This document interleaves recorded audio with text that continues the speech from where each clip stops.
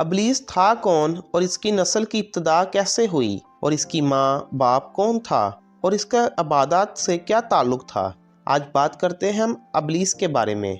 ابلیس کی نسل کی ابتدا جس جن سے ہوئی اس کا نام تارانوس کہا جاتا ہے، اور یہ ابلیس سے 1,44,000 سال قبل دنیا پر تھا۔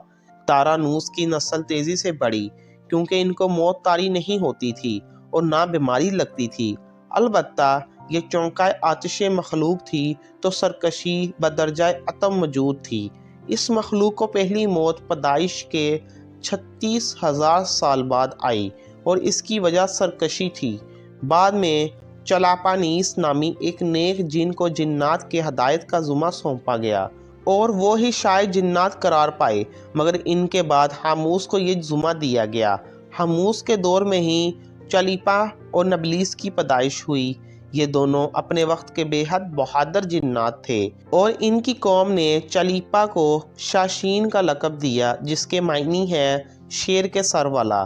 ان دونوں جنات کی وجہ سے ساری قوم کہنے لگ گئی کہ ہمیں اس وقت تک کوئی نہیں ہرا سکتا جب تک شاشین اور نبلیس ہمارے درمیان موجود ہے، اور ان ہی دونوں کی وجہ سے یہ جنات آسمان تک رسائی کرنے لگے اور تیسرے آسمان پر جا کے شرارت کر کے آتے تھے۔ ایسے میں حکم ربی سے فرشتوں نے ان پر حملہ کیا اور عبرتناک شکست دی، مگر اس سب میں عزرائیل یعنی کہ موجودہ ابلیس یا شیطان نے دیکھا تو سجدے میں گر گیا۔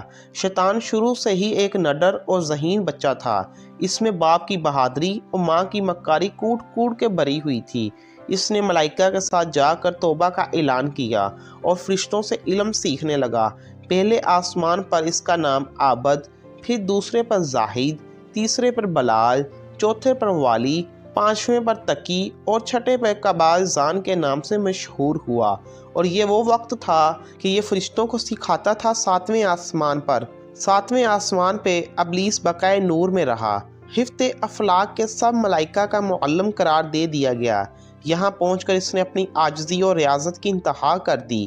کم و بیش 14,000 اس نے عرش کا طواف کیا۔ یہاں اس نے فرشتوں میں استاد سردار عزازیل کے نام سے شہرت پائی۔ کم و بیش 30,000 سال یہ مقرائبین کا استاد رہا۔ ابلیس کے درس و وعظ کے معادو کم و بیش 20,000 سال ہے۔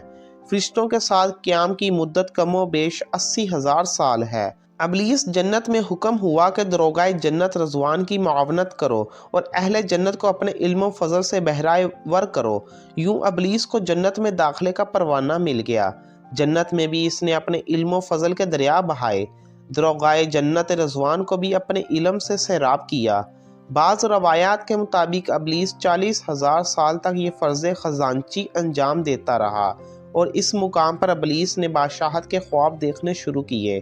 میرے ناقص مطالعہ کے مطابق کئی اہل علم مانتے ہیں کہ اس نے 5 مصاحبین اپنی قوم میں بھیجے کہ میری اطاعت میں آ جاؤ، مگر اس قوم نے ان کو قتل کر دیا، اور یہ سب اس نے اللہ کو بتا کر اجازت لے کر کیا۔ قوم کی سرکشی کو مسلنے کے بعد ابلیس کے پاس حفظ اقلیم، حفظ افلاک، جنت و دوزخ سب کا اختیار تھا، اور اس نے چپے چپے پر سجدہ کیا، مگر اس نے اب خود کو بادشاہ بنانے اور رب بن جانے کے خواب دیکھنے شروع کیے، اور کئی ملائکہ سے بات بھی کی، مگر ان کے انکار کی وجہ سے چپ ہو گیا اور نظام چلتا گیا۔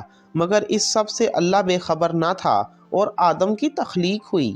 آدم کی تخلیق پر جز بائے جز ہوتے ابلیس کو جب یہ معلوم ہوا کہ یہ اللہ کا نائب ہے تو اس نے واویلا کیا اور عبادت اور اطاعت کا طنز کیا کہ مجھ جتنی عبادت کس نے کی، اور سجدے سے انکار کر دیا۔